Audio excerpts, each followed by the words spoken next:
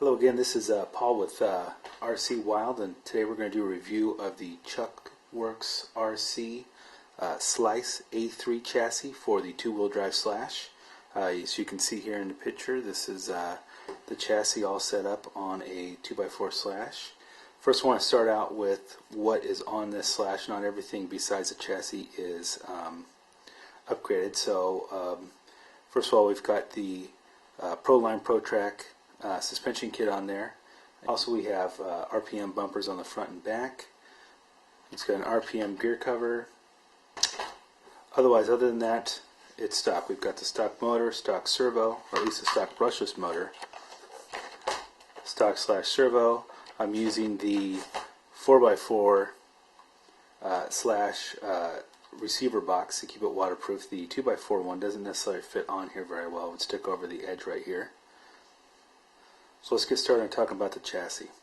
So this chassis is made by Chuck in Southern California. You can go to his website, which is chuckworksrc.com. He makes it is all made out of G10 graphite sheets and milled aluminum pieces. You can see in here, and then he's got some plastic tubing, and it comes with a full screw set to screw everything together for you. You can see that it's a mid-engine design, so it flips the motor around and puts it in front of the wheels. And you can find this chassis on eBay, or also I believe you can contact Chuck on his website and purchase it, I believe, for about $80. So let's start with what I like about the chassis. One thing was it's easy to build. It's easy to put on there. There's not too many parts, not complex at all. You can almost eyeball it and see how it goes. It goes together. It uses everything on the 2x4 Slash, including the bell crank system. You're essentially just removing the chassis itself.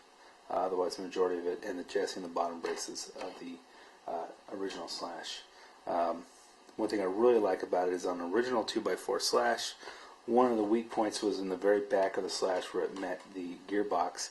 Really, the whole chassis was held on by those two screws, and then you had your bottom plate as your support. With this one, it reverses it, and you not only have the chassis connects underneath the gearbox. You can see right here it connects underneath the gearbox. It also connects right here to the gearbox, making for a very stiff connection, very strong. Also in the back, for the shock towers, you can see right here the aluminum construction he's used to mount the shock tower on. Really nice build. All the way through he's got the plastic support braces, and then if you can see down in here the different milled aluminum support braces. Makes for a very strong chassis. This out there bashing for me has been stronger than the stock traxxas chassis. So that is a plus. So it's not just designed for racing to improve your low center of gravity, but it's also made very strong, which is definitely nice to have. Another thing is that, as you can see, is it puts your battery at a 90 for jumping. That helps keep it level. As you can see, it gives you an area to mount the servo right down here, and then you also have an empty area inside of here. Now, if your ESC is small enough, you can fit it down in there, keep it real clean. Unfortunately, it's one of the things I wish Chuck would have designed in is a little more space so you can fit in the stock traxxas ESC in there. So instead, as you can see, I have it. Instead, as you can see, I have it mounted on top of the steering servo. It actually works good there. Just gives enough room for the heatsink to stand up. That way it can be help with the air cooling on that. Also, I wanted to maintain a waterproof setup, so I used a Traxxas 4x4 receiver box. I just mounted that with double stick tape, or double stick foam tape. So one of the things that I've changed on the chassis that Chuck had on the original design, the way it comes is he's got a piece of G10 with some dowels on it holding the battery in over here, and he's got another piece holding the battery in over here with three dowels, one on the end and one on each side. What happens though is it allows your battery to move around a whole lot in there. It'll be bouncy, and tends to scratch up the plate real bad. So one of the things I did is I removed that Y plate. That's kind of a Y shape. Removed that. Chassis does come with slots for Velcro strapping. So I just picked up some Velcro straps for it, removed that bulky piece on that side, and so now all you do is you open that up and your battery slides out.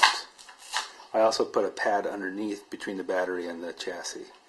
That way it doesn't scratch up the chassis. Otherwise, normally you just close it up like this and you put an E-clip on right there and you're ready to go.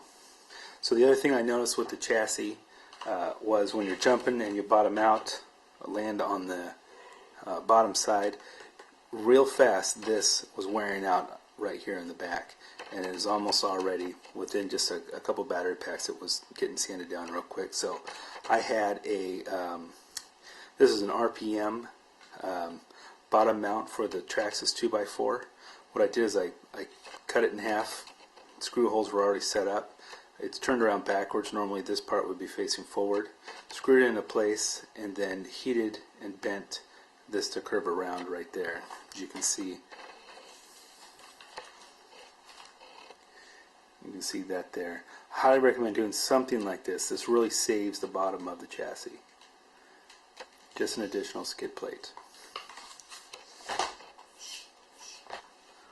One of the funny things about doing a mid-engine is you have to reverse the A-arm so you get this still to toe in on the back end.